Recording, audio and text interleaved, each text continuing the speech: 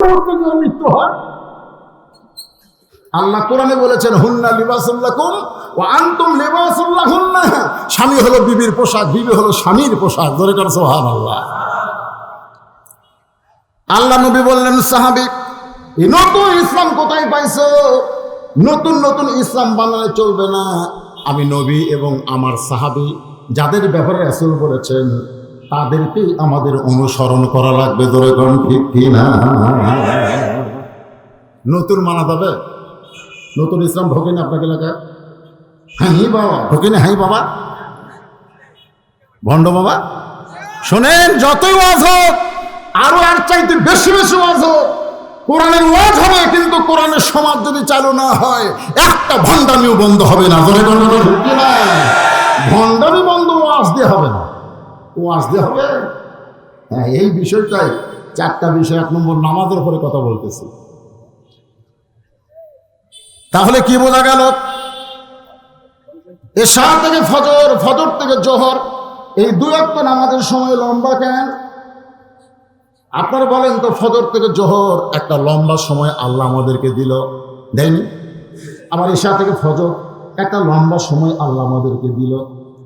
ফজর থেকে জোহর পর্যন্ত চাকরি বাকরি করবেন, ক্ষেত খামারে কাজকাম করবেন, ব্যবসা বাণিজ্য করবেন। এইগুলো করতে গিয়ে আপনার দেহের যে ক্ষয় হবে, এশা থেকে ফজর লম্বা সময় পেলেন, ওই সময়ের মধ্যে আপনি ঘুমায় গেলে আল্লাহ তাআলা দেহের ক্ষয় ঘুমে পুরা করে দিবে। সুবহানাল্লাহ, জোরে কোয়া যায় না? ওমর ফারুক কেবল সাহাবীর দিকে তাকাইছেন, সুবহানাল্লাহ বলেন। ইতিমধ্যে 3-4 জন লোক দাঁড়ায় গেছে।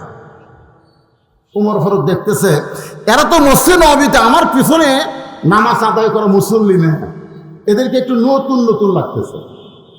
ওমর ফারুক বললেন, তোমরা কারা গো? তোমাদেরকে নতুন নতুন মনে হয়?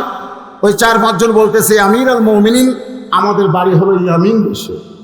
আমাদের বাড়ি কোথায়? ইয়ামিন দেশে।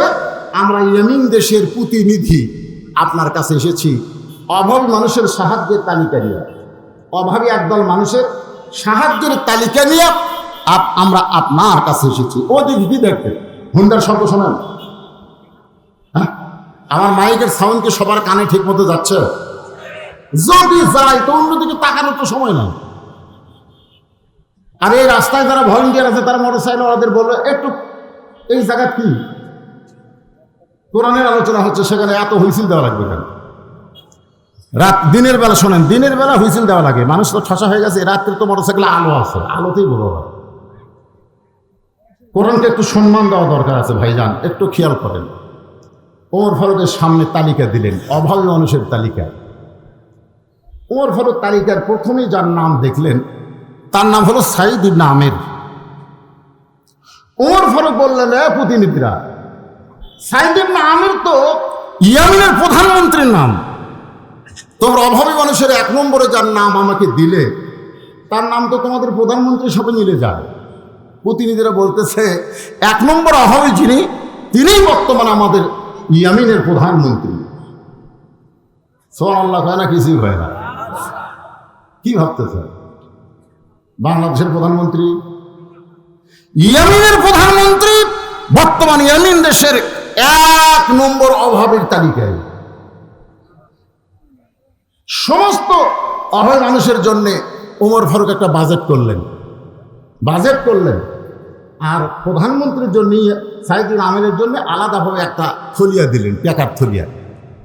যে প্রধানমন্ত্রী যদি গরিব হয়, প্রধানমন্ত্রী শুধু মন্ত্রিত্ব চালায় না, মসজিদের ইমামতিও করা লাগে। জোরে কোন কথা ঠিক কিনা? কারণ কোরআন দিয়ে যখন রাষ্ট্র চলবে তখন প্রত্যেকটা এমপিকে ওই 2 উপজেলার মধ্যে সবচাইতে বড় মসজিদের অন্তত 5 ওয়াক্ত না পারলেও জুমার খুতবা দেওয়া লাগবে। কারণ দেশের খবর আমরা টুপিওয়ালারা বেশি জানি না, যারা সংসদে বসে তারাই ভালো জানে। জোরে কোন কথা ঠিক? খুতবা কিসের উপরে হবে?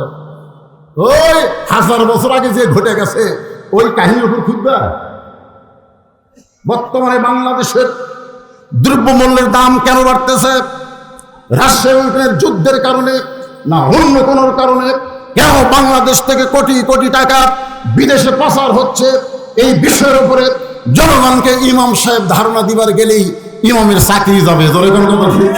চাকরি থাকবে না। কিন্তু এই ঘোষণা যদি এমপি দেয়, তার চাকরি খাওয়ার কোনো মরদ আছে? ওর ফারুক চিন্তায় পড়ে গেলেন, ইয়েমেনের প্রধানমন্ত্রী যদি এমন গরিব হয়, তাহলে ইমামতি করতেছে কেমনে? এরা আলাদা একটা টাকার থলিয়া দিয়ে বলে, এটা তোমাদের প্রধানমন্ত্রীকে দিও, আর এগুলো হয় মানুষের দিয়ে দিও।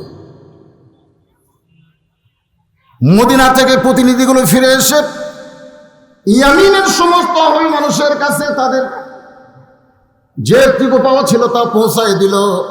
আর যেটা সাইদ নামের জন্য ওমর ফারুক পাঠাইছে, ওই প্যাকেটটা তার হাতে দেওয়ার সঙ্গে সঙ্গে তিনি বলতেছেন, কি আছে প্যাকেটে?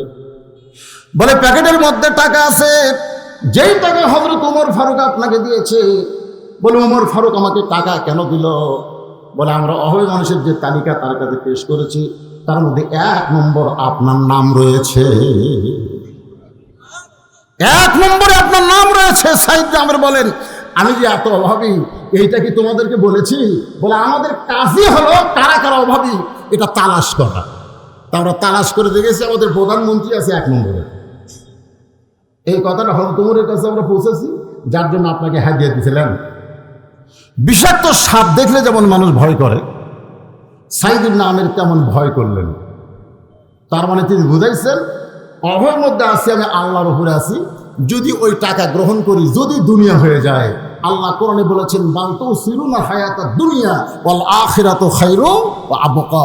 তুচ্ছ দুনিয়ার মোহে তোমরা পাগল হয়ে না, তোমাদের জন্য আমি আল্লাহ সুন্দর করে আখিরাত সাজায় দিছি। সুবহানাল্লাহ। এমন সময় আল্লাহর কোরআন সামনে এসে বলতেছেন, আতিউল্লাহ ওয়া আতিউর রাসূল ওয়া উলিল আমরি মিনকুম। আল্লাহর আনুগত্য করো, রাসূলের অনুসরণ করো, আর তোমাদের আমিরকে তোমরা মানো। হযরত ওমর হলেন অর্ধ পৃথিবীর খলিফা। তাহলে সাইদ ইবনে আমিরের কিন্তু তিনি আমির, এই আমিরুল মুমিন উমরের, তাকে মানতে গিয়ে টাকার থলিয়াটা গ্রহণ করলেন। কিন্তু প্রতিনিধিগুলো দেখতেছে টাকা নিয়ে তিনি বাড়িতে যান নাই, টাকার ব্যাগ নিয়ে, টাকার খাম নিয়ে তিনি বাড়িতে যান নাই। ওই টাকা গরিবদের মধ্যে বন্টন করে তিনি যখন বাড়ির দিকে আসতেছেন, প্রতিনিধিগুলো বলতেছে, যেই টাকা আপনাকে হাদিয়া দিল সেই টাকা আপনি নিজে গ্রহণ না করে সেইটা আবার বন্টন করলেন। সাইদ জামের আসমানের দিকে তাকায় বলেন, বাটার ভিতরে শান্তি আছে, ভোগের ভিতরে কোনো শান্তি না। কোরআন দিয়ে যখন রাষ্ট্র চলবে, তখন নেতারা খালি বাঁটবে। বর্তমানে যারা ক্ষমতায় নাই, এরকম কিছু নেতা দেখবেন, কোরআন নিয়ে যারা রাষ্ট্র পরিচালনা করতে চায়, দল করে, বন্যার্ত মানুষের কাছে হাঁটু ভাঙ্গা পানি কাদার মধ্যে তারা চলে গেছে। জনগণ কথা ভেটকে না, বন্যা পরবর্তী সময়ে তারা লক্ষ লক্ষ টাকা তাদেরকে দিচ্ছে। অনেকে বলে, এরা টাকা পায় কোথায়? টাকা কোথায় পায়? তুমি পান সিগারেট খাইয়া, অন্যভাবে যেটা না খেলেও চলবে, এগুলো খাইয়া তুমি দৈনিক কয় টাকা নষ্ট করো? আল্লাহ রাস্তায় যারা আল্লাহর দিনকে কায়েম চায়, তারা একটা টাকাও নষ্ট করে না। প্রত্যেকটা টাকার তারা হিসাব আল্লাহর কাছে দেওয়াটা পছন্দ করে। জনগণ কথা ঠিক কিনা?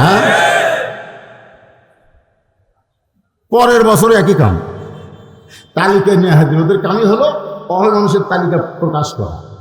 ওমর ফারুক দেখতেছেন 1 নম্বরে সাইদ ইবনে আমির। গত বছর তোমরা আইছিলা? বলে, জি। তো তখনই 1 নম্বর, তাহলে এবছর 1 নম্বর। এই 1 নম্বর কি 2 নম্বরে নামে না? আমি যে তাকে কিছু হাদিয়া দিলাম, বলে আপনার হাদিয়া গ্রহণ করছে ঠিকই, কিন্তু নিজে না নিয়ে সেটা অভাবের মধ্যে বন্টন করে দিচ্ছে। সুবহানাল্লাহ বলেন না? মানে এমন নেতা বাংলাদেশে তো কল্পনা করাই যায় না। সে সুবহানাল্লাহ কেমনে আসবে? ওমর ফারুক বললেন, ইয়ামিন দেশে আমি যাব, ইয়ামিন দেশে আমি যাব।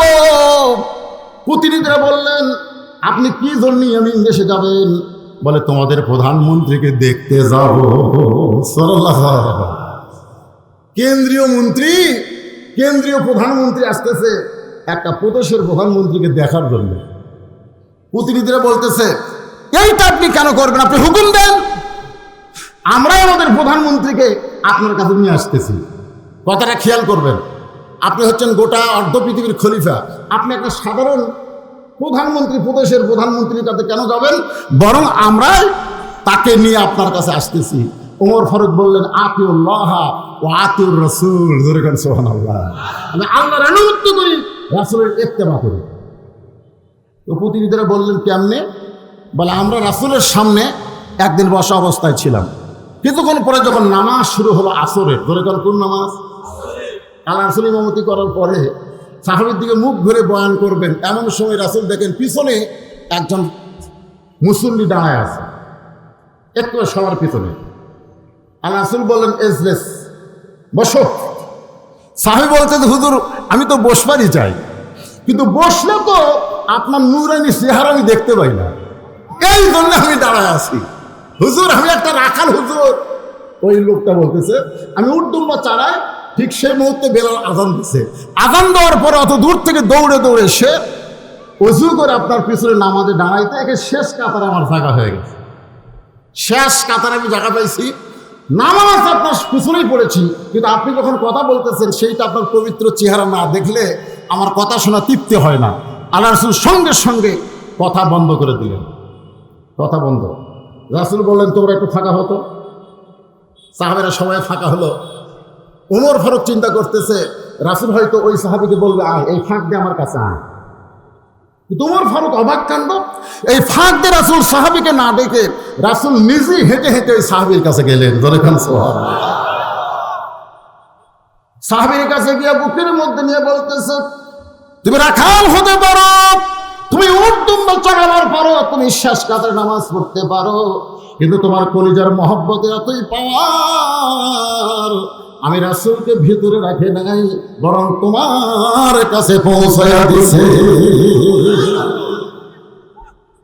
11 সালে যখন প্রথম হজ করবার যাই, আমার এলাকার ভ্যান চালক, এখন তো ভ্যান ব্যাটারি দিয়ে চলে, এর কথা মোশান হবে বুঝলে, তখন তো পাও দিয়ে চলতেছিল, কি দিয়ে পেডেল মারা মারা। ওই লোকটা বলতে হুজুর আমি খুব গরিব মানুষ, আপনাকে 100 টাকা হাদিয়া দিচ্ছি। আমি বললাম কি জন্য ভাই? বলে আপনি মদিনায় গিয়ে রাসূলের রওজার পাশে আমার নাম ধরে একটু সালাম দিবেন, আমার নাম হচ্ছে অমুক, আপনি বলবেন এটা অমুকের সালাম, আর সেই সালামের জন্য আপনার 100 টাকা। আমি বললাম ভাইরে জীবনে কোনোদিন যাইনি, তবে শুনেছি নবীর রওজার পাশে সালাম দেবার গেলে নাকি খুব ঠেলাঠেলি হয়। একটা ছিদ্র আছে, ওই ছিদ্র দিয়ে রাসূলের রওজা দেখা হয়। যদি তোর সালাম দিতে আমি ধাক্কা খাইয়া ছ্যা ধারাই, তাহলে আমারটার খবর কি? আপনি কি বলতে চাচ্ছেন হুজুর? আমি বললাম ভাই জীবনে কোনোদিন যাইনি, আমার সালামটা ঠিক মতো দিবার পারি কিনা এই টেনশনে আছি, তোর ডান যাওয়া যাবি না ভাই। তখন ভ্যানওয়ালা রাগ করে বলতে হুজুর এটা যদি কোনো চেয়ারম্যান বলতো, এটা যদি কোনো এমপি বলতো, তাহলে মুখের উপর আপনি বলতে পারতেন ও আমি গরিব বলে আমাকে আপনার চয়েস হচ্ছে না। আমি তখন বললাম ভাইজান মদিনায় যদি যাবার না পারো তুমি একটা আমল করো, একটা দরুদের আমল দিয়ে। আমি তো হজ করতে গেলাম, হজ করে ফিরে আসার পরে আমি মক্কা মদিনা থেকে অনেক কিছু কুরবা খেজুর জমজমের পানি প্রস্তুত আতর নিয়ে আসছিলাম, যারা আইছে তারা পাইছে। আমি যখন অফিসে গিয়ে বসছি তখন দেখি ওই বেটা যে আমাকে 100 টাকা দিবার চাইছিল হজের আগে সালাম দেওয়ার জন্য, ওই 1 কেজি মিষ্টি নিয়ে হাজির। আমি আফসোস করতেছি ভাইরে, আর 2 দিন আগে গেলে জমজমের পানি দিতাম, খুরমা খেজুর দিতাম, একটা তস্তিও নেই, তোকে আমি কি দিই? বলে হুজুর আমি তো নেওয়ার জন্য আসিনি, আমি দেওয়ার জন্য এসেছি।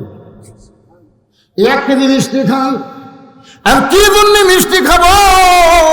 বলে হুজুর এশার নামাজের পরে ওই দরুদের আমল করে চোখের পানি যখন আপনার ব্যথা বুকে নিয়ে ঘুমায় যায়। হুজুর গো আজ কয়েকদিন আগে মদিনায় যাবার পারলে না পারলে কি হবে, ওই মদিনার মানুষটাকে আল্লাহ মরে স্বপ্নে দেখাইছে। তখন বোঝা গেল কলিজের প্রেম যদি কলিজায় থাকে মহব্বত রাসূলের, তাহলে মদিনায় যাওয়া লাগবে না, মদিনার মানুষটা আল্লাহ আপনার কাছে পাঠিয়ে দিবে। ওমর ফারুক বললেন ইয়ামিন থেকে প্রধানমন্ত্রী আমার কাছে আসা লাগবে না, আমাকেই তার কাছে যাইতে বাধ্য করতেছে। নির্দিষ্ট সময়ে তিনি চলে গেলেন। বাবারে অর্ধপৃথিবীর খলিফা আসতেছে, আর যার ব্যাপারে রাসূল বলেছে আমার পরে কেউ যদি নবী হতো লাও কানা উমর, আল্লাহ উমরকে নবী বানায় দিত।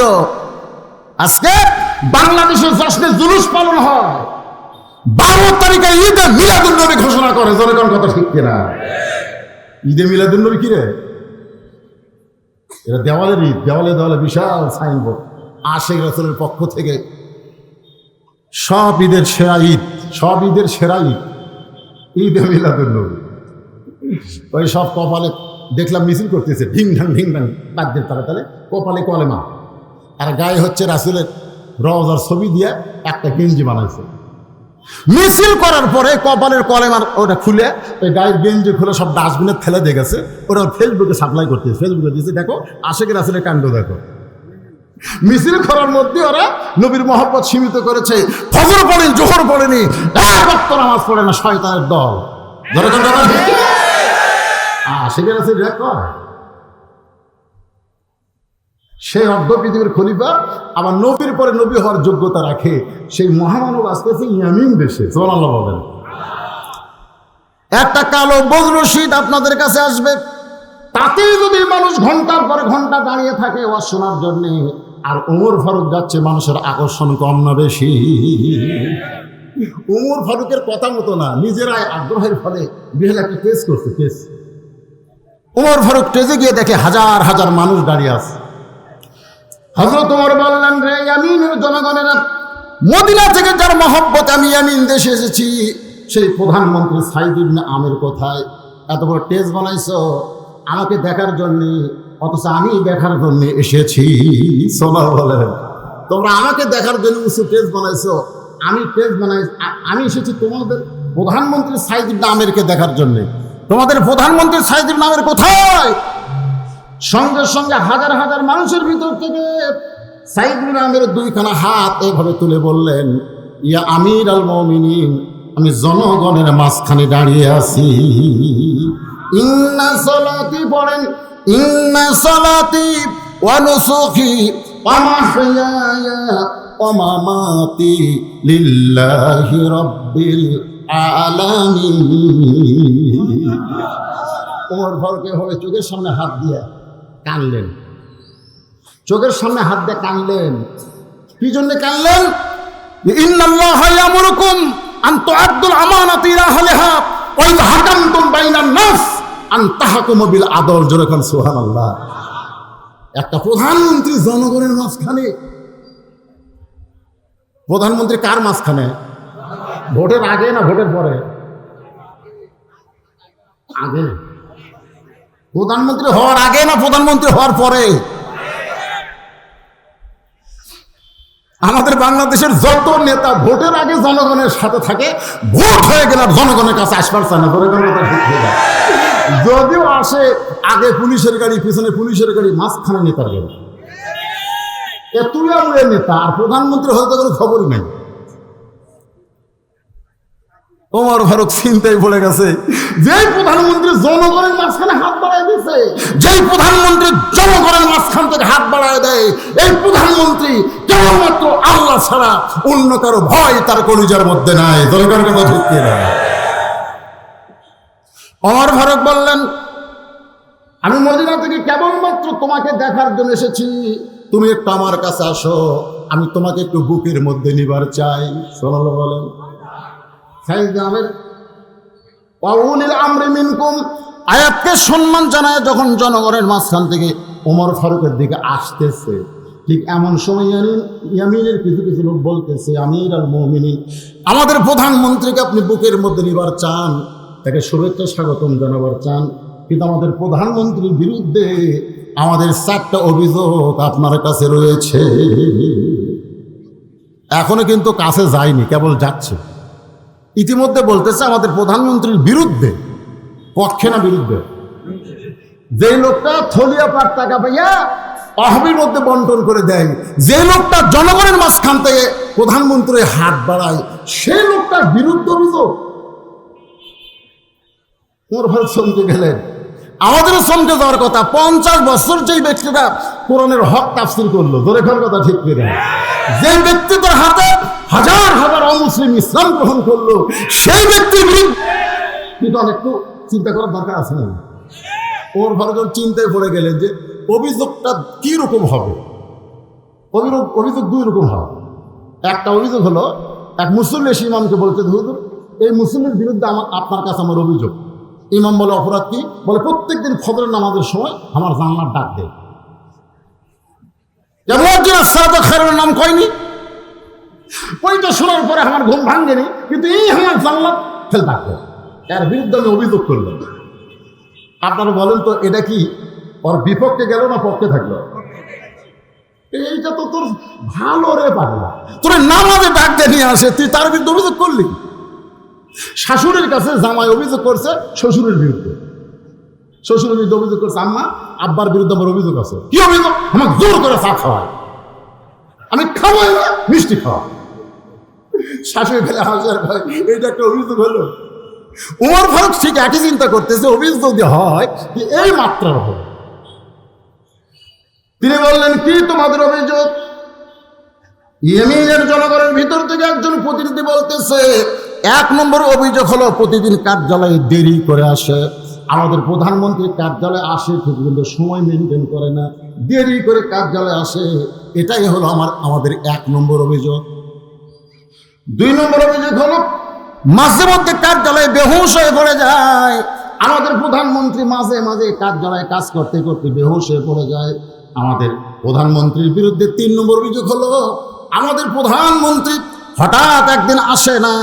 দেখলাম কার্যালয়ে প্রধানমন্ত্রী হঠাৎ একদিন আসেই নাই। আমাদের চার নম্বর অভিযোগ হলো রাতের বেলা শত কষ্ট নিয়ে যদি আমরা প্রধানমন্ত্রী সাইদ ইবনে আমেরের দরজায় যাই, একটা বারের জন্য কোনোদিন দরজা খোলে না।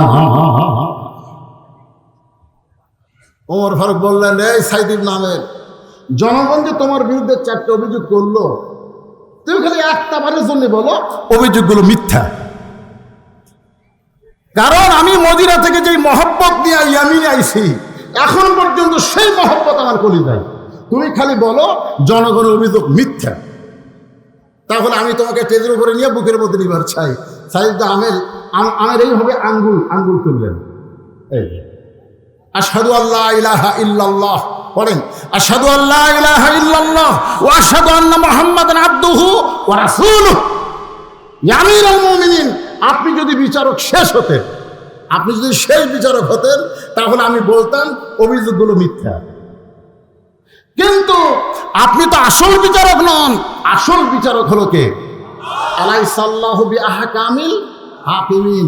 আজকে বাংলাদেশের সুপ্রিম কোর্টে, হাইকোর্টে, জজ কোর্টে যে সমস্ত বিচারকেরা বসে আছে, তারা যদি একবার চিন্তা করতো আমরা আসল বিচারক নই, আসল বিচারক হলো আমাদের আল্লাহ, তাহলে আমি হামদার মতন, মামুনের মতন, শেখ ইব্রাহিমের মতন ভালো মানুষগুলো জেলখানায় বন্দী থাকা লাগতো না। তারা বিশ্বাসই করে না যে আমরা ছাড়া আরো বিচারক আছে। এই বিশ্বাসটা করলে পাশার তলে চেয়ার থাকতো না। ধরে কোন কথা ঠিক কিনা ভাই রে? সাইদ আমের কি বলতেছে যে আপনি শেষ বিচারক, এটা যদি আমি বিশ্বাস করতাম তাহলে বলতাম অভিযোগগুলো মিথ্যা। কিন্তু যদি আপনি শেষ বিচারক না হয়ে আল্লাহ শ্রেষ্ঠ বিচারক, শেষ বিচারক হয়, তাহলে বলবো জনগণের অভিযোগগুলো সত্য।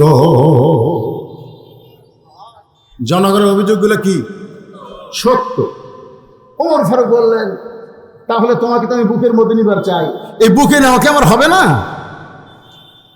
সাইদ ইবনে আমের বলে, অভিযোগগুলো যদি আপনি উপস্থাপন করে উইথড্র করতে বলেন, আমি অভিযোগের উত্তরগুলো জনগণের সামনে দিবার চাই। সুবহানাল্লাহ। ওমর ফারুক বলে, তাহলে এক নম্বর অভিযোগ হলো তুমি কার্যালয়ে প্রতিদিন আসো ঠিকই, কিন্তু দেরি করে আসো কেন? তোমার ওই কার্যালয়ে, প্রধানমন্ত্রীর কার্যালয়ে, অফিসে আসতে তোমার দেরি হয় কেন? সাইদ আমের বলেন, এই কথাটুকু শুধু আল্লাহকে বলতে চাইছিলাম, আল্লাহ ছাড়া দুনিয়ার কোনো মানুষকে আমি বলতে চাইনি। কিন্তু এতগুলো মানুষের মধ্য থেকে আমার বিরুদ্ধে যখন অভিযোগ করা হয়েছে, সেই অভিযোগটা আমি জনগণের মাঝখানে উইথড্র করতে চাই। যেরকম আমার বিরুদ্ধে একটা অভিযোগ হলো, অনেকে বলে হুজুর দাওয়াত নিয়ে আসে না। ধরে কোনো কথা ঠিক কিনা? অনেকে বলে হুজুর দাওয়াত নিয়ে আপনি আসেন না। এলাকার মধ্যে একটা প্রচার হয় যে বলছি তো দাওয়াত নিচ্ছে কিন্তু আসবে না। আমি আপনাদের বলবো, যারা এইরকম অভিযোগ করে দাওয়াত নিয়ে আসে না, তাদেরকে আপনারা বলবেন যে হুজুরদের দাওয়াত নিচ্ছে, তার কাগজ কোথায়? কোন দিন বলছেন? কথা কন না কেন? কোন দিন বলছেন?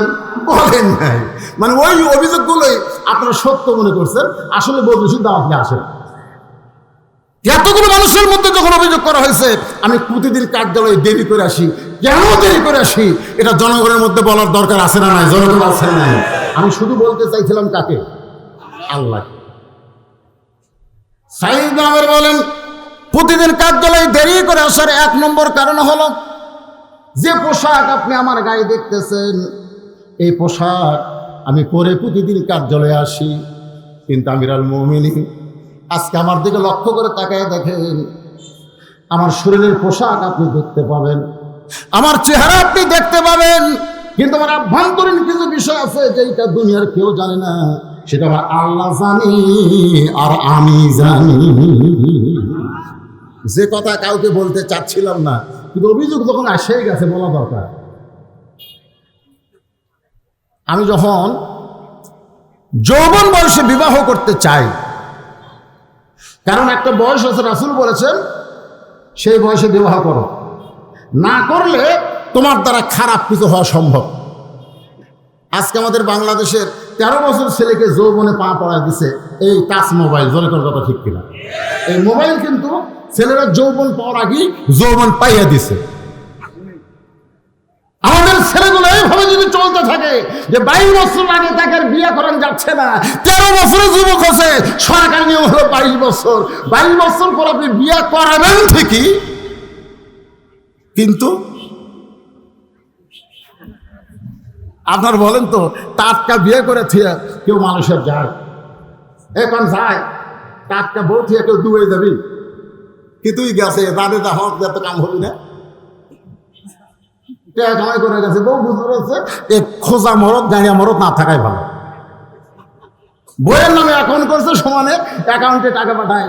আজকেই ফেসবুকে দেখলাম ওই ছেলেটা আসা দেখে সব নাই, টাকাও নাই, বউ নাই। আসল কথা হলো বউ পালার জন্য শুধু টাকা লাগে না, আরো না কিছু লাগে রে যুবকেরা। তোমরা মোবাইল ইন্টারনেট ব্যবহার করতেছ, করোনার কারণে অনলাইনে লেখাপড়ার নামে তোমাদের জীবনটা যে ধ্বংসের পথে চলে গেল, এই ধ্বংস থেকে এই যুবকদের বাঁচানোর দরকার আছে না নাই? দরকার আছে না নাই? তোমরা প্রকৃত যুবক হও, তোমাদের জীবনকে আল্লাহর জন্য বাজেট করো। একটু মনোযোগ দিয়ে শোনো, মুরব্বীরা যারা বসে আছেন আপনারা শোনেন। সাইয়েদনা ওমর বলতেছেন, বিবাহ করার বয়সে আমি মদিনার অলি ঘুরতে গিয়ে দেখি হঠাৎ চৌরাস্তায় একটা মুরব্বীকে আমি দেখতে পাই। সেই মুরব্বী দাঁড়িয়ে দাঁড়িয়ে কাঁদতেছে। আপনারা বলেন তো, কোনো যুবক যদি কোনো মুরব্বীকে কান্না দেখে, ওই মুরব্বীর কাছে যুবকের যাওয়ার দরকার আছে না নাই? আপনারা যাবেন? যাবেন না তো, কারণ কি দরকার? বুড়া কান্দে মরুক, আমার যাওয়ার কি দরকার?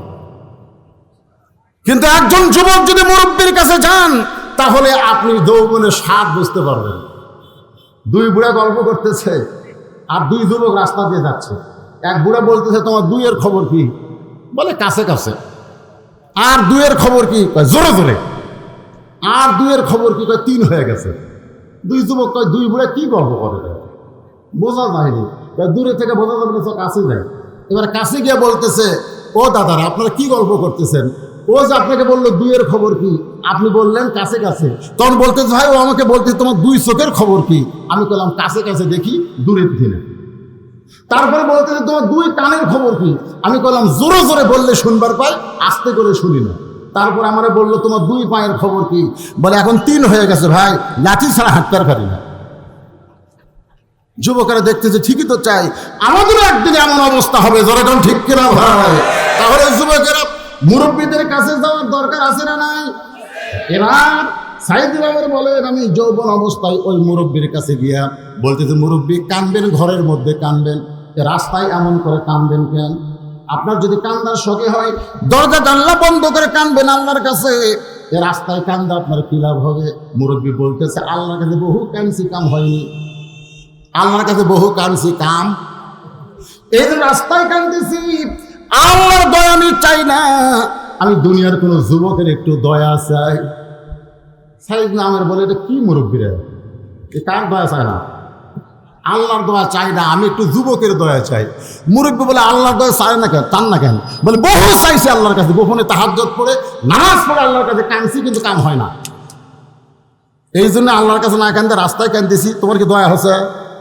সাইয়েদনা ওমর বলে, আমার একটু দয়া হয়েছে। তো তাহলে দয়া হলে এখন কি আমার কথা শুনবে? বলে কি বলবেন? বলে আমার বাড়িতে একটা পঙ্গু যুবতী মেয়ে আছে, আমার বাড়িতে একটা পঙ্গু যুবতী মেয়ে আছে, জন্মের সময় হাত পা লুলা হয়ে জন্মেছে, কিন্তু যুবতী এখন হয়ে গেছে। এই পঙ্গু অসহায় মেয়েটাকে আমি বিয়া দিব কার কাছে? বহু কাঁদছে আল্লাহর কাছে, একটা যুবক আমার দরজা আসে না।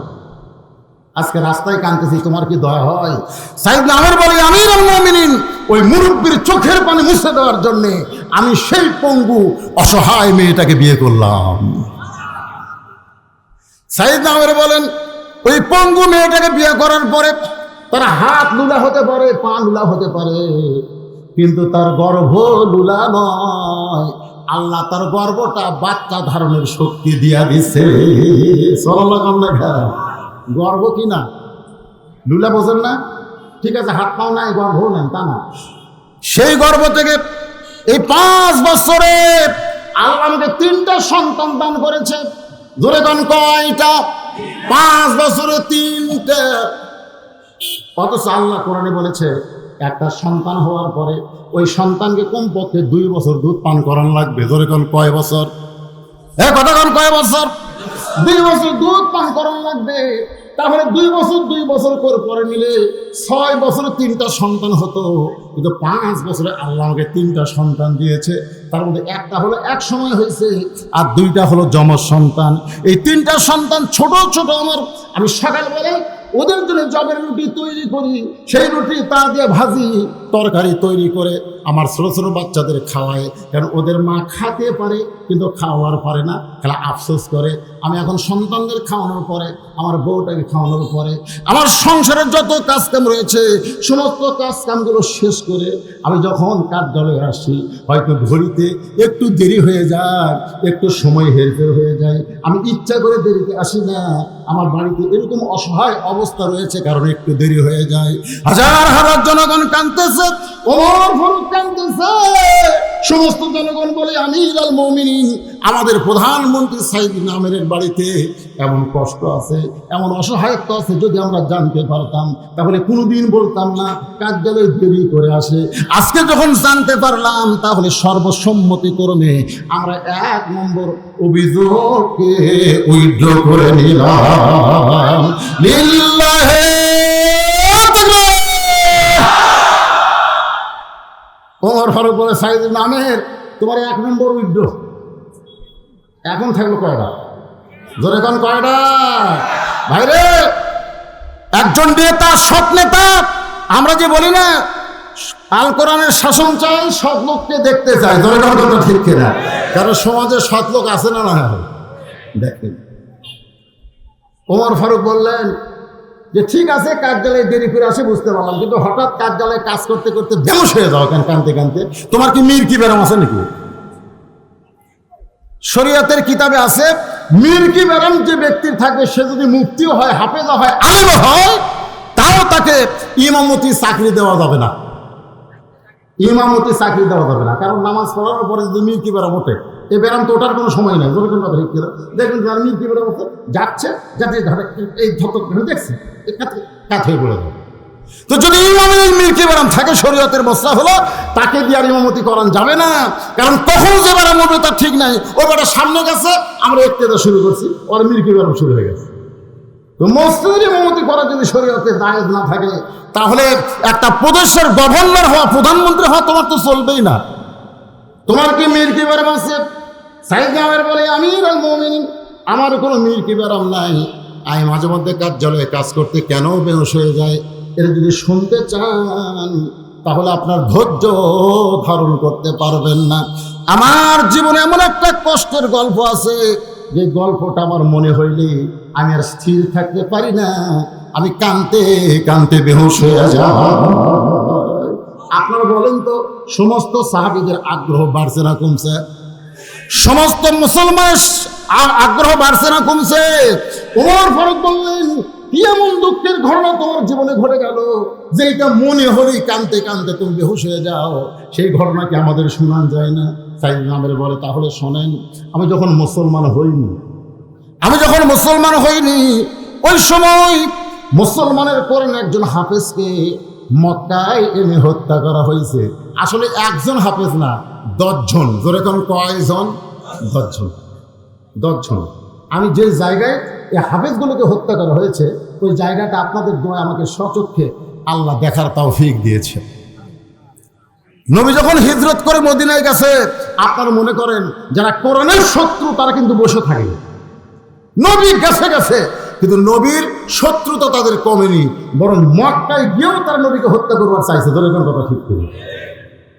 এখন আবু জেহেল, উতবা, সাইবা মক্কার নেতারা চিন্তা করে আব্দুল ইতিম পোলায় এত শক্তি পায় কোত্থেকে, এত শক্তি কেমনে পায়? তখন একজন বলতেছে তার কাছে যে আল্লাহর কোরআন আছে, যার কাছে কোরআন আছে তার কাছে আল্লাহর একটা সরাসরি শক্তি আছে। দরকার আছে না নাই? সেই কোরআনের আলোকে নিভে দেওয়ার জন্যে তখন কাফিররা চক্রান্ত করলো ওই হাফেজগুলোকে আস্তে আস্তে দুনিয়া থেকে নিভে দেওয়া লাগবে। তো ওখান থেকে 10 জন হাফেজকে তারা দাওয়াত করে মক্কায় নিয়ে আইছিল। তাদের কথা ছিল এইরকম যে আমরা নবী হিজরতের পরে মক্কা থেকে মদিনায় হিজরত করতে পারিনি। আমরা অসংখ্য মুসলমান এখনো মক্কায় আছি যারা গোপনে ঈমান গ্রহণ করে আল্লাহর কোরআন থেকে শিক্ষা নিবার চাই, কিন্তু কোরআনের শিক্ষা দেওয়ার মতো কোনো হাফেজ মক্কায় নাই। ইয়া রাসূলুল্লাহ, আপনি যদি আমাদের কিছু হাফেজ দিতেন আমরা সসম্মানে তাদেরকে মক্কায় নিয়ে গিয়ে তাদের কাছে আল্লাহর কোরআন শিক্ষা গ্রহণ করতাম। এই কথাগুলো কিন্তু তারা অন্তর থেকে বলেনি। কি যে বলছে? আমার কথা কি বুঝতে পারতেছেন না? এই কথাগুলি কি অন্তর থেকে বলছে? এ কথা কোনোদিন কোনো মুসলমান বলতে পারে না যে আপনি হাফেজ দেন আমরা তাদেরকে মক্কায় নিয়ে যাবো। বড় মুসলমান হয়ে বলতো আমরা মক্কায় থাকবো না, নবী আছে যেখানে আমরাও থাকবো সেখানে। কথা ঠিক কিনা? কিন্তু আল্লাহ রাসূল বুঝতে পারলেন না। আপনারা অনেকে এখন চিন্তা করেন, অনেকে বলে না নবী গায়েব জানে। ভাই কেদের উপরে এত গল্প করা হবে? ইশারা ইঙ্গিতে কাম করে। আল্লাহ নবী গায়েব জানে। এই নবীর উম্মতেরা জোরে কান নবী গায়েব জানে, আরো জোরে কান।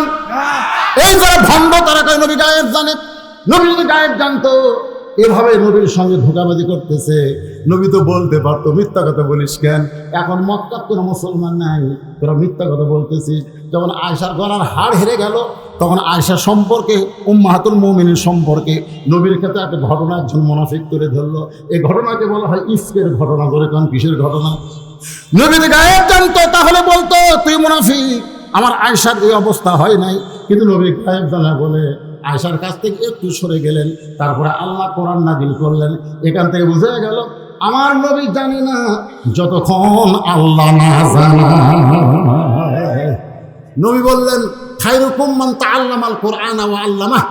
ওই ব্যক্তি হলো পৃথিবীর সবচাইতে সম্মানিত যে আল্লাহর কোরআন শিখেছে এবং অপরকে কোরআনের শিক্ষা দেয়। সঙ্গে সঙ্গে 10 জন কোরআনে হাফেজ দাঁড়িয়ে বলতেছি ইয়া রাসূলুল্লাহ, এই সম্মান পাওয়ার আশায় আমরা মদিনা ছেড়ে মক্কায় যাবার চাই। রাসূল বলেন স্বেচ্ছায় যদি যাও তোমরা যাও। 10 জন হাফেজকে নিয়ে ওরা মদিনা থেকে মক্কায় যাচ্ছে। মদিনার সীমানা শেষ হওয়ার সাথে সাথে বীরে মাওনা একটা জায়গা আছে, ওই জায়গায় এসে অতর্কিত হাফেজদেরকে হামলা করা হলো। 9 জন কোরআনে হাফেজকে ওই জায়গায় তারা শহীদ করে দিল। একজন কোরআনে হাফেজ যার নাম হলো খুবাইব ইবনে আদি, ও কিন্তু খুব চতুর ছিলেন, খুব জোরে পাহাড়ের চূড়ায় গেলেন। আবু সুফিয়ান নিচ থেকে বলতেছে 9 জনকে হত্যা করছি, তোকে আমরা হত্যা করবো না, তোকে আমরা হত্যা করবো না, বরং নেমে আয়। কাফেররা কিন্তু মিথ্যা কথা বলে না, তারা ইসলামের সাথে শত্রুতা বহু করেছে, কিন্তু বাংলাদেশের মুসলমানের মতো এত মিথ্যা কথা তারা বলে না। আমার এলাকার গরু বিক্রি করে দেয়, দুধের গরু ধাপের হাটে 3 হাত গেছে লাইনি বিক্রি হয়নি। একজন বলতেছে ভাই রে, মুসলমান যে হারে মিথ্যা কথা কয়, তুই মুসলমান সাদা গরু যদি তুই আরো 10 দিন আইস বিক্রি হবি না, তাহলে কি করা লাগবে? বলে আপাতত হিন্দু হয়ে গরু খেয়ে ওই বাড়ির যা সাদা ধুতি পড়ছে কবলক তিলক দিয়ে বৃহস্পতি না হাবের হাটে ওই গরু নিয়ে খাওয়া আছে। যারা দুধের গায়ে কিনবে তারা বলতেছে বাবা হিন্দু যখন নিয়ে আইছে এটাই নেওয়া লাগবে, কারণ ওরা জানে হিন্দুরা মিথ্যা কথা পায় না। ওই গরু বিক্রি হওয়ার পরে বলতেছে এই মুসলমানরা ভাই হিন্দু থাকাই তো ভালো রে। হ্যাঁ, এমন একটা দেশে আমরা জন্ম নিয়েছি ভাই, যেই দেশে মুসলমান মিথ্যা কথা বলে। কথা ঠিক কিনা? আবু সুফিয়ান বললেন সাইদের নামের বলে তখন কাফের। আমাদের নেতা আবু সুফিয়ান তাকে নিয়ে আসার পরে এরকম একটা কেস করে সে কেজের উপরে তাকে উঠাই ফেললেন। ওঠানোর পরে বলতেছে রে কোরআনে হাফেজ, তোর সামনে 9 জনকে হত্যা করা হয়েছে, তোকেও হত্যা করা হবে, তবে এখনো হয় নাই। এখনো হয় নাই, হত্যা করা হবে। যদি বাঁচতে চাস তাহলে একটা বারের জন্য বল আল্লাহ রাসূল মানি না। কয়বার? এজন্য কয়বার? একটা বার যদি বলতে পারিস আল্লাহ রাসূল মানি না, তাহলেই তোকে আমরা ছাইড়া দিব, তোকে আর হত্যা করব না। সঙ্গে সঙ্গে খোঁজ আদি বলতেছে ইন্না সালাতি, বলেন ইন্না সালাতি ওয়া নুসুকি ওয়া মাহইয়ায়া ওয়া মামাতি লিল্লাহি রাব্বিল আলামিন। সাইদুল আবের বলে আমাদের যত নেতা ছিল এই আয়াত শোনার পরে চমকে উঠছে, কারণ নেতারা কোরআনের আয়াতের অর্থ বোঝে। তখনকার কাফেরের নেতারা কোরআনের আয়াতের অর্থ বোঝে, কিন্তু বাংলাদেশের নেতারা আল্লাহর কোরআন বোঝে না। জোরে খান কথা ঠিক কিনা? মেয়ে মানুষেরা ফুটবল খেলে যখন বিজয় নিয়ে আসলো, আমাদের ক্রীড়ামন্ত্রী তাকে বিমানবন্দরে সাদর সম্ভাষণ জানালো। 111 দেশে কোরআন যখন প্রতিযোগী বিজয় শ্রেণী বাংলাদেশে তৃতীয় হয়ে আসলো, তাকে সরকার কর্তৃক আর কোনো সম্বর্ধনা দেওয়া হয় না। মুসলমানরা বাধ্য হলো আল্লাহর কোরআন সবচাইতে সম্মানী। জোরে কোনো কথা ঠিক কিনা?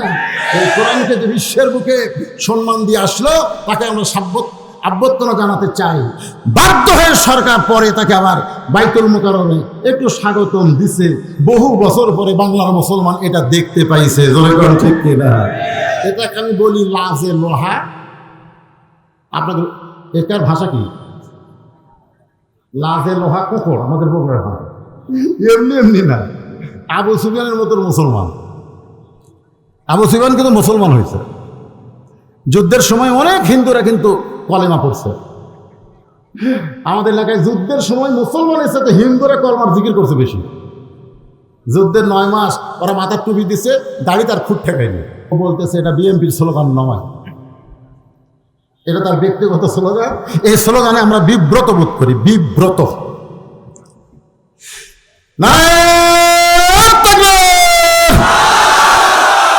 এর চাইতে জোরে পারবেন না আপনারা? আমার আল্লাহ কি ছোট না বড়? তার জবান খোলে লিল্লাহি তাকবীর, নারে তাকবীর, লিল্লাহি তাকবীর। বিব্রত বোধ কারা করে? হ্যাঁ, বিব্রত বোধ করতেছেন আপনারা। চাঁদরা আদায় তো হলো আমার সামনে না? চাঁদরা আদায় তো হয়েছে, হয়নি? হয়েছে তো, আমি দেখলাম বারবার 10 বার কইছে দ্বিতীয় বার্তা চাঁদরা নেই সাধারণ। তারপরে কারণ শোনেন, একটা হলো বৈদেশিক দেখার আকর্ষণ, আর একটা হলো শোনার আকর্ষণ। যারা খালি দেখতে পেরেছে তারা কিছুক্ষণ থাকার পরে দেখা হচ্ছে সব। কালকে সকালে ইউটিউব চালু করবো, বৈদেশিক নাম সার্চ করবো, কতবার শুনবো। এটি কষ্ট করে শোনা লাগবে? এই দেখা পাটি করে চলে গেছে। এখন যারা কোরআনের পাগল তারা বসে আছে। কোরআনের পাগল যা, একটু মনোযোগ দিয়ে শুনুন। আল্লাহর কোরআন বলতেছে আমার রাস্তায় যাদেরকে হত্যা করা হবে, নুসুখি মানে কুরবানি করা হবে, আল্লাহ রাস্তায় যারা জীবন দিবে, আল্লাহ বলেছেন তারা দুনিয়া থেকে বিদায় নিলে তোমরা তাদেরকে মৃত্যু বলো না, বরং আমি আল্লাহ বলতেছি তারা চিরজীবন লাভ করেছে। আদি বলতেছে মক্কার কাফের, রে আমার 9 জন সাথীকে তোরা হত্যা করছিস, আমার ইয়ানজুরুবি নূরিল্লাহ, আমি নূরের চোখ দিয়ে, কোরআনের চোখ দিয়ে তাকাই দেখতেছি আমার 9টা ভাই এখন জান্নাতে অবস্থান করতেছে। শোনাটা করে পারেন না? কিন্তু আমার আমলের মধ্যে হয়তো কোনো ত্রুটি হয়ে গেছে, এই জন্য আমি 9টা ভাইয়ের সঙ্গে জান্নাতে যাবার পারিনি, আমার জান্নাতে যাইতে দেরি হচ্ছে। তোরা যদি পারিস তাড়াতাড়ি আমাকে জান্নাতে পাঠায় দে। সুবহানাল্লাহ। সাইদির নামের বলে আমিরুল মুমিনিন। সঙ্গে সঙ্গে আমাদের নেতা মুসলমান বলতেছে এই মুসলমানকে হত্যা করা হবে, তবে হত্যাটা সাধারণ নয়, ও জীবিত অবস্থায় তার দেহের অঙ্গ প্রত্যঙ্গ বিচ্ছিন্ন করা হবে। জীবিত অবস্থায় তার একে একে দেহের অঙ্গ প্রত্যঙ্গ বিচ্ছিন্ন করা হবে। সাইদির নামের বলে আমিরুল মুমিনিন। আমি আশ্চর্য হয়ে গেলাম, এটা কোনো মানবতা নয়। একটা জীবিত অবস্থায় মানুষের অঙ্গ প্রত্যঙ্গ বিচ্ছিন্ন করবে। যখন বৌদ্ধরা যাদের ধর্মে আছে কোনো কিছু হত্যা করা যাবে না, পশু হত্যা করা যাবে না, মশা মাছি পর্যন্ত হত্যা করা যাবে না, তারা মুসলমানকে তারা কিভাবে হত্যা করেছে দেখেননি? ভিডিওতে দেখেন নাই? মাথা কাটেনি, আগে হাত কাটছে, পাও কাটছে, এইভাবে তারা মুসলমানকে হত্যা করেছে। আসলে মানবতা যদি না থাকে, অং সান সুকি নামে একটা মহিলা ছিল, এখন ভালোই সাইজ হয়েছে। যারা এদের মানবতা লুণ্ঠন করে আজ হোক কাল হোক তাদের সাইজ হতেই হবে। আমি যখন শুনতে পেলাম জীবিত অবস্থায় তার দেহের অঙ্গ প্রত্যঙ্গ বিক্রি হবে, কে কত দাম বলতে পারে, নিলামে তার দাম উঠবে, কে কান নেবার চলে আসো। সাইদনা আমির বলেন আমার নেতা আবু সুফিয়ান ওই কোরআন হাফিজ জীবিত অবস্থার তার দেহ থেকে কান কাইটা একজনের হাতে দিয়ে টাকা নিচ্ছে। ধরো কানের দাম 500 টাকা, চোখের দাম 1000 টাকা, চোখ উপড়ায়া যখন টাকা নাই ডান হাত কাটতেছে আর বলতেছে এখন পর্যন্ত তোর কান গেল, চোখ গেল, হাত গেল, যদি বাঁচতে চাস একটা বারের জন্য বলো আল্লাহ রাসূল মানি না। ওই আহত অবস্থায় দর দর করে শরীর থেকে রক্ত পড়তেছে, অবস্থায় চিল্লায় বলতেছে রে কাফেরের বাচ্চারা শুনে নাও, আমার দেহ থেকে অঙ্গ প্রত্যঙ্গ তোমরা বিচ্ছিন্ন করতে পারবা, কিন্তু একজন মুসলমান জীবিত অবস্থায় তার দেহ থেকে ঈমান বিচ্ছিন্ন হবে না।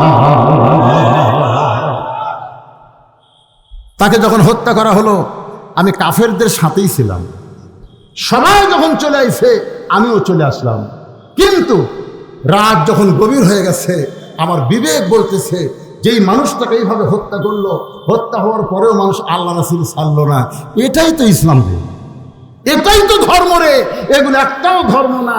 অমাইয়াবতাগি গায়রাল ইসলাম দীনান ফালা ইউকবালা মিনহু, আল্লাহ বলেছেন ইসলাম ছাড়া অন্য কোনো ধর্ম যদি তোমরা গ্রহণ করো লা ইউকবালা মিনহু, সেইটা কবুল করা হবে না। আল্লাহর কাছে কবুলযোগ্য একমাত্র ধর্মের নাম কি? সবাই জবান খুলে বলেন ধর্মের নাম কি?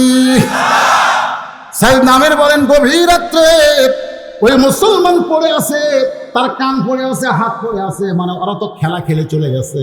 আমি সবগুলো কুড়ে কুড়ে একটা টোপলা করে গোস্তের টোপলা করে আমি কাঁধে করে ওই মুসলমানকে নিয়ে গেলাম মদিনার সীমানায়। মদিনার সীমানায় গিয়ে তাকে সুন্দর করে দাফন করে আমি চলে গেলাম সকালবেলায় নবীর দরবারে।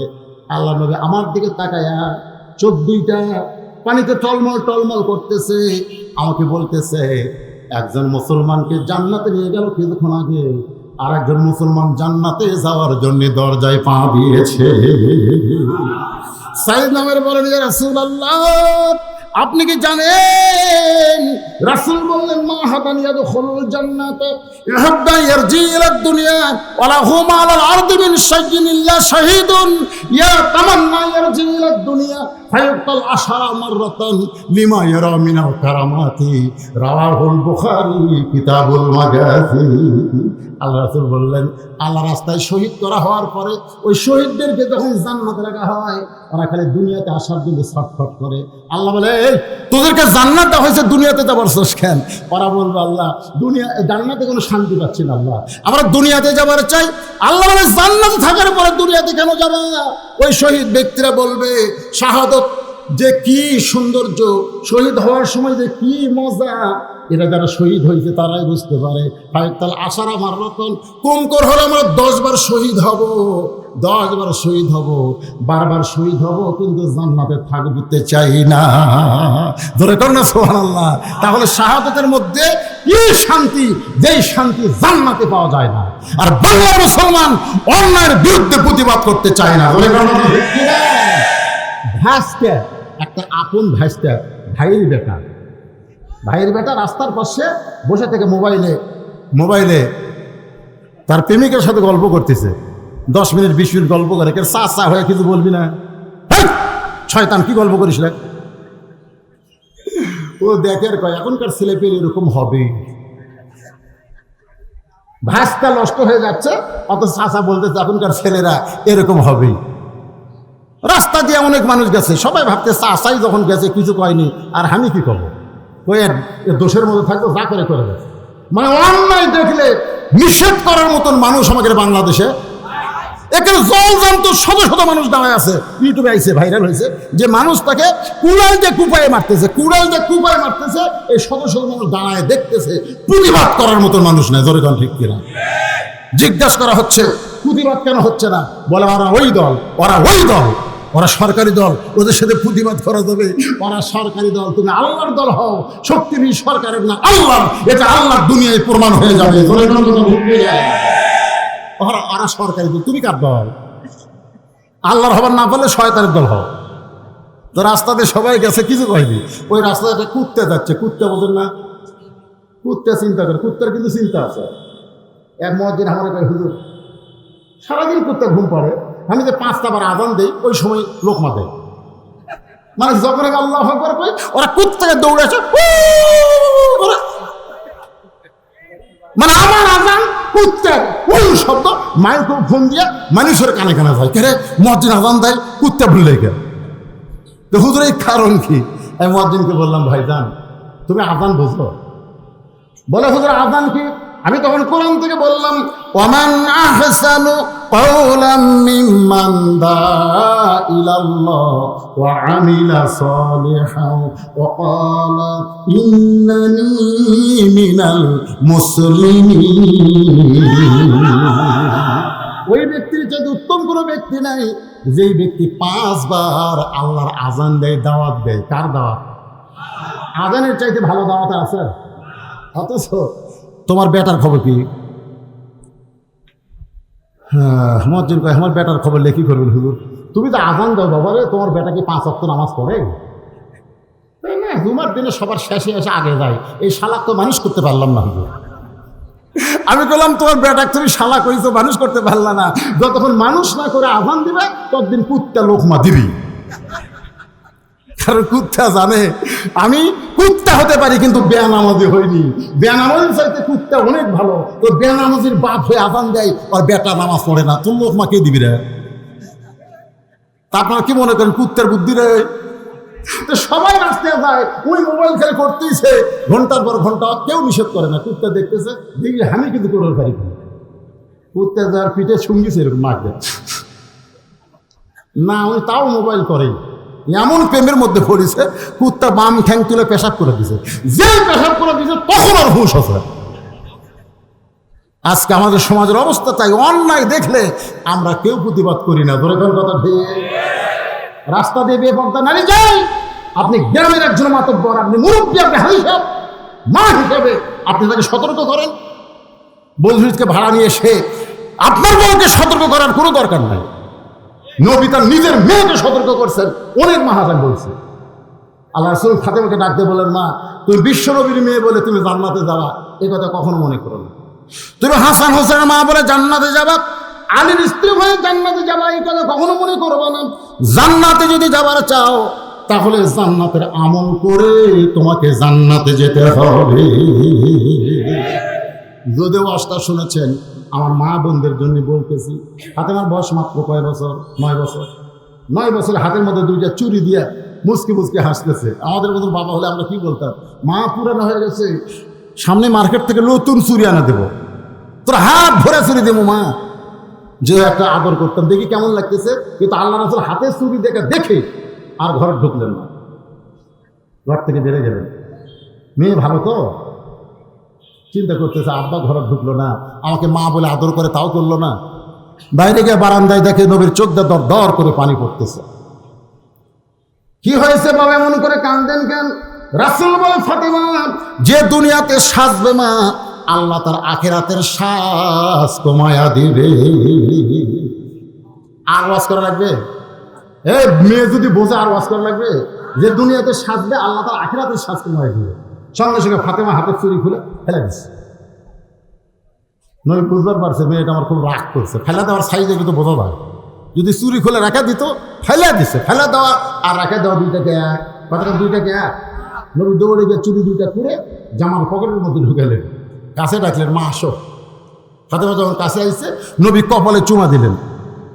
9 বছরের মেয়েকে আপনি চুমা খাবেন, কপালে চুমা খাবেন, মাথার চুলে চুমা খাবেন। মেয়েকে দূরে রাখবেন না, আদর দিবেন, সোহাগ দিবেন, পর্দার কথা বলবেন। এরকম ওয়াজ করা যাবে কি যাবে না? যাবে কি যাবে না? মেয়ে বড় হয়ে গেছে, আমি কিছু কভার পারিনি, সব পাওয়া যাবে, সব পাওয়া যাবে। মেয়ের সাথে আপনার সম্পর্ক রাখতে হবে, বাবার সম্পর্ক। নয় ফাতেমার কপালে চুমা দিলেন। যতই রাগি মেয়ে হোক, বাবা যদি কপালে চুমা দেয় রাগ থাকবে? আল্লাহ নবী বললেন, ফাতেমা এত খেপে গেছো কেন মা? এই চুড়ি দুইটা পকেটে রাখলাম, তুমি কি বুঝতে পারো নাই? এই চুড়ি দুইটা যত্ন করে রেখে দিলাম, একদিন তোমার কানে দুল পরানো হবে, একদিন তোমার নাকে ফুল পরানো হবে, একদিন তোমার গলায় মালা পরানো হবে। ফাতেমা খুশি হয়ে বলতে যে কবে গলা পরবো, কবে কানে দুল পরবো, কবে নাকে ফুল পরবো? রাসূল বললেন যেদিন তোমার বিবাহ হবে। কারণ প্রত্যেকটা মেয়েরা কেবলমাত্র এক ব্যক্তির জন্য শাস্তি পারবে, সেই ব্যক্তি হলো তার স্বামী। স্বামী ছাড়া অন্য কোনো পুরুষের জন্য মেয়েদের সাজা চলবে। স্বামী ছাড়া অন্য পুরুষের জন্য মেয়েরা কি সাজা চলবে? ইমাম গাজ্জালিকে একবার বলা হলো মেয়েদের সম্পর্কে একটু ওয়াজ করেন, মেয়েরা কোথায় থাকবে? ইমাম গাজ্জালি বললেন মেয়েরা অন্দরমহলে থাকবে। সমস্ত ছাত্র বলে অন্দরমহল কি? ইমাম গাজ্জালি বলেন অন্দরমহল মানে কবর। অন্দরমহল মানে কবর। তো অন্দরমহলকে কবরের সঙ্গে তুলনা করলেন কেন? তিনি বললেন কোন মেয়ে মানুষ যখন মারা যায়, তোমরা বলো তো মেয়েটার লাশ কারা কারা কবরে নামাতে পারে? পাইকারি হারে সবাই পারবে?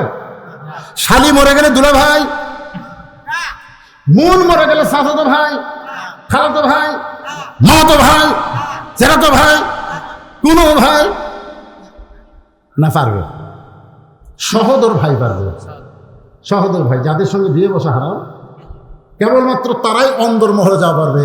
যে সমস্ত পুরুষরা মেয়েদের লাশ কবরে নামার পারবে, কেবলমাত্র তাদের কাছে মেয়েদের খোলাসা পর্দা করা লাগবে না, দেহ ঢাকতে হবে, কিন্তু একবার খোপা খোপা সব ঢাকা লাগবে।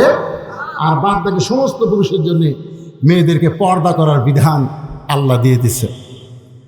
আমার মায়ের একটু মনোযোগ দিয়ে শোনেন, আমি আপনাদের কাছে বলতে চাই, নামের বলে আমিরুল মুমিনিন, আমি ওই গভর্নর হওয়ার পরে ওই খবির আদির চেহারা যখন চিত্র আমার চোখের সামনে ভেসে ওঠে, আমি তখন কাঁদতে কাঁদতে বেহুশ হয়ে যাই। কখন বেহুশ হবো, কখন বেহুশ হবো এটা আমি জানতে পারি না। হঠাৎ দুই একদিন বেহুশ হয়ে যায়। এখন বলেন তো এইটা কি আমার মেয়েকে রোগ নাকি? সমস্ত লোকেরা কান্দের বলে আমিরুল মুমিনিন, আপনি মাঝে মধ্যে কার্যালয়ে বেহুশ হয়ে যান। এই কারণে আমরা যদি আগে জানতাম তাহলে আমরা কোনোদিন অভিযোগ করতাম না। সর্বসম্মতি কর্মে মাঝে মধ্যে কার্যালয়ে বেহুশ হয়ে পড়ে যান, এই 2 নম্বর অভিযোগকে আমরা উইথড্র করে নিলাম। লিল্লাহে তাকবীর। ওমর ফারুক বলে রেল সাইড নামের 4টা অভিযোগের মধ্যে 2টা উইথড্র হলো। এবার 3 নম্বর অভিযোগ হলো তুমি হঠাৎ একদিন আসোই না। এদিকে ভালোই বোঝা গেল, আসো দেরি করে, আসার পরে কাজ করতে করতে বেহুশ হয়ে যাও, কিন্তু হঠাৎ যে একদিন আসোই না। এই হঠাৎ না আসার কারণ কি? বলে হঠাৎ না আসার কারণ হলো আমি মাসে একদিন বাজার করি। সোনাল্লাহ বলেন না, মাসে কয়দিন? একদিন রে প্রধানমন্ত্রী বাজার মাসে একদিন। সেটা কাকু দিয়ে করানোর মতন তৌফিক নাই তো, নিজে করতে হবে। মাসে একদিন বাজার। রাসূল বলেছেন দুনিয়ার সবচাইতে খারাপ জায়গা হলো হাট বাজার। সেই জন্য বেশি সময় আমি হাট বাজারে থাকি না। ওমর ফারুক বললেন তাহলে অল্প সময় হাট বাজার করলে একদিন না আসার কারণ কি? তাহলে আমের বলে এই যে প্রথম বলেছিলাম, আমার পরের দিকে তাকায় দেখেন, এই একটি মাত্র জামা ছাড়া আমার আর দ্বিতীয় কোনো জামা নাই, যেইটা পরে আল্লাহ রাসূল মানুষের সামনে দাঁড়ানো যায়। খেয়াল করছেন কয় জামা? কথা কয় জামা? এক জামা। আমাকে বলে হুজুর আমরা ওয়াজ তো লাইভে দেখি, ইউটিউবে দেখি,